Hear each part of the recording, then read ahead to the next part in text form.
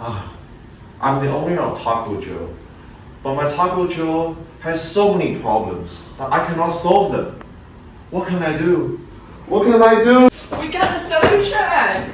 We are your OM Magic Spirits. We can help you! Come on, come on! Hi everyone, we are OM Magic Spirits. I'm Catherine. I'm Veda. I'm Jennifer. I'm Gary. I'm Patrick. I'm the troubled Taco Joe owner, Ty. Today we're going to talk about a subject very close to our hearts and our stomachs. Let's talk about Taco Joe, a fast casual American Mexican restaurant founded in 2023. It has successfully expanded from a street food stall to 2 physical locations in Huashan and Gongguan. They target a 5-minute order fulfillment. Sounds amazing, right? Fast, delicious Mexican food. But behind that juicy burrito lies a complex network of operational processes that now faces significant capacity constraints. Let's look at how our operations actually flow. First, they tax daily suppliers on line chat for fresh ingredients, which take 1 to 2 days to arrive. Everything goes to the central kitchen to be marinated and prepped into semi-finished goods. Then, the owner personally packs them into his car and drives them to the stores, like Gongguan store, where the kitchen is custom built for fast station work and smart storage. Once an order is placed, the system checks for customizations. It splits into either standard or custom assembly, goes into the order queue, passes a final checkpoint, and is delivered to the customer. But here's the kicker. Look at station 3, the cold station. This is our bottleneck. It takes a massive 150 seconds per unit. Why? Because humans love customization. No onions, extra guacamole, double sour cream. This single station limits the entire line to just 24 units per hour. Meanwhile, the Mexican bowl gets to skip the griddle completely. This initial analysis indicates that while the workflow appears balanced on paper, the physical stores face extremely capacity pressure during peak hours. Next, we interview the owner to find out what's really going on. Let's start with the procurement. How do they order from suppliers? An enterprise ERP system? No, they use line chat. Hey man, send 50 kilos of beef tomorrow. Thumb emoji. Okay. It gets better. First, the secret weapon. Special hot chilies are hand imported by the owners directly from the USA. The freight costs are sky high. Another thing is that there's no official transport system. And next, the staff have to do manual inventory counts every day. It's a miracle that they haven't run out of food yet. Now, let's talk about preparation. How do they forecast demand for tomorrow? Data analytics? Machine learning? None. It's experience-based forecasting. Basically, the owner wakes up, smells the air, looks at the clouds, and says, It feels like a 40-kilo beef kind of day. Because the storage is so small, they can buy in bulk, leading to higher costs. It's a daily guessing game, and when the guess is wrong, things get messy. Finally, we look into the store kitchens. Remember the cold station bottleneck we found in the flow chart? It's real. Customizations slow everything down. To make things worse, they don't even have a proper heat press machine for the tortillas, making operations super inefficient. Oh, and let's not forget the deep fry station.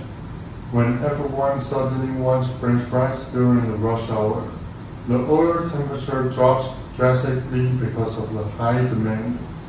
The fries end up soggy, the staff gets stressed, and the customer starts staring at their watches.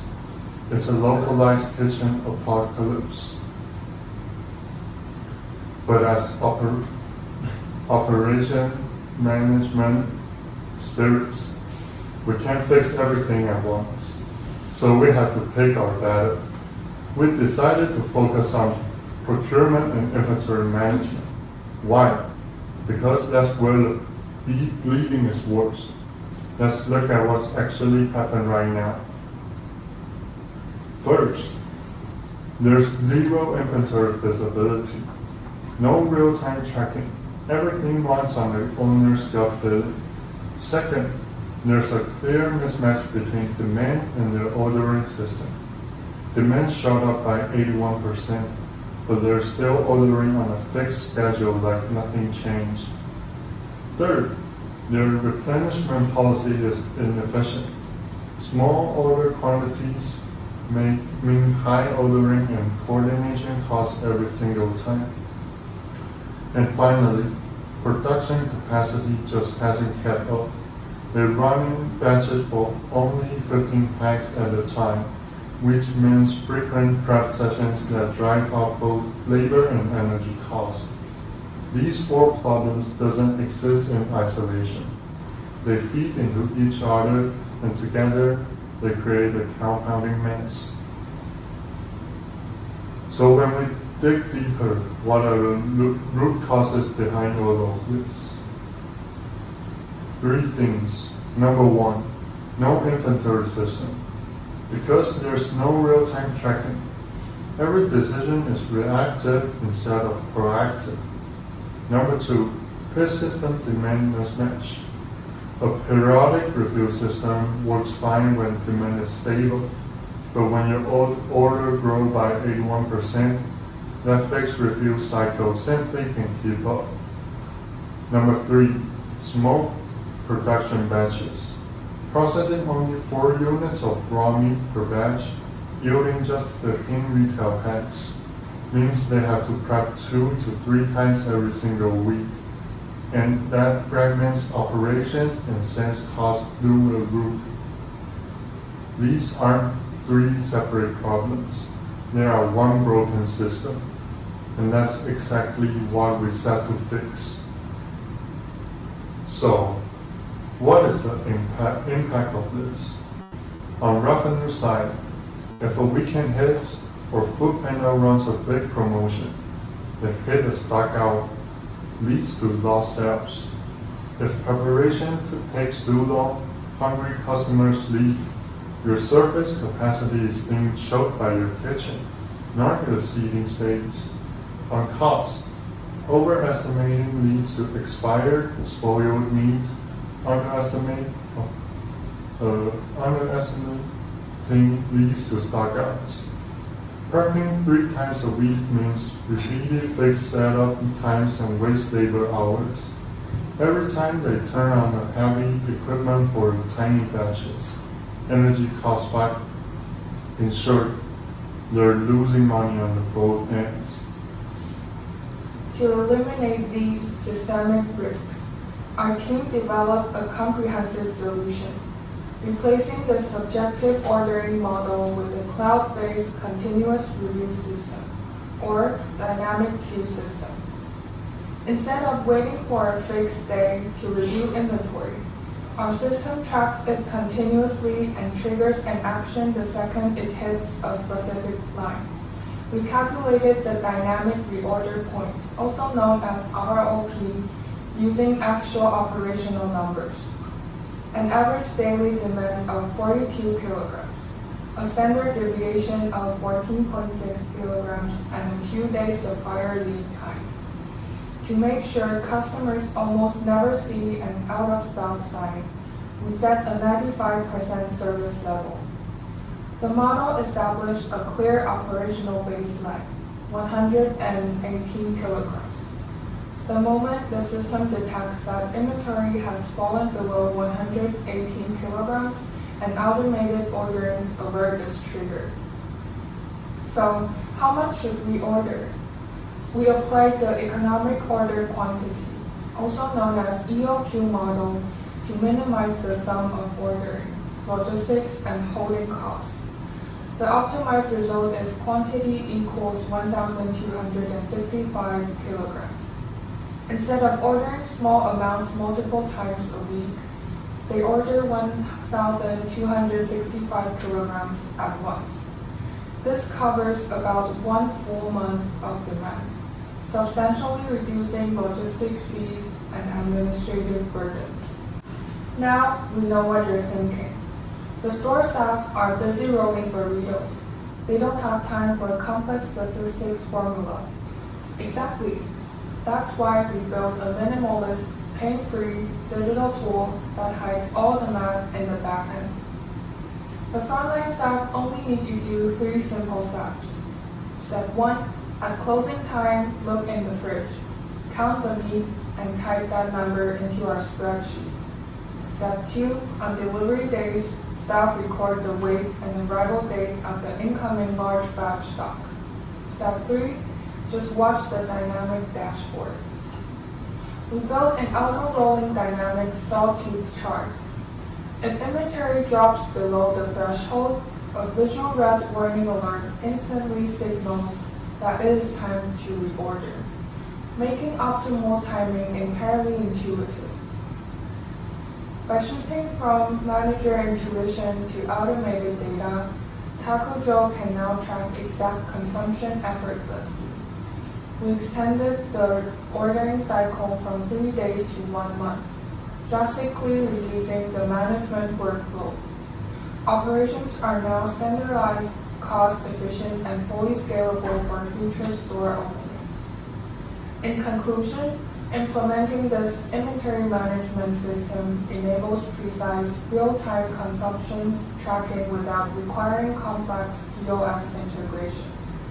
Taco Joe started from a street stall, but with proper operations management, it's ready to build a burrito empire. We are your forever OM Magic Spirits. What are you saying? I still don't understand. No problem. We have already built the system and it's ready to go. Okay, first you can enter the closing inventory for the day. Then log your incoming stock right here. Finally, head over to dashboard to check whether your inventory is running critically low. That way you'll always know exactly when it's time to reorder. Okay, first in sheet 1, you can see the dashboard which shows whether the inventory level is sufficient now. Next, go to sheet 2 and enter today's closing inventory. Then return to sheet 1. As you can see, the inventory level is now below the reorder point.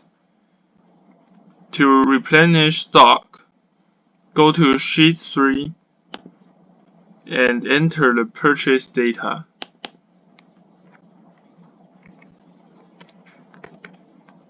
After the replenishment arrives, update the inventory in sheet 2 and return to the dashboard.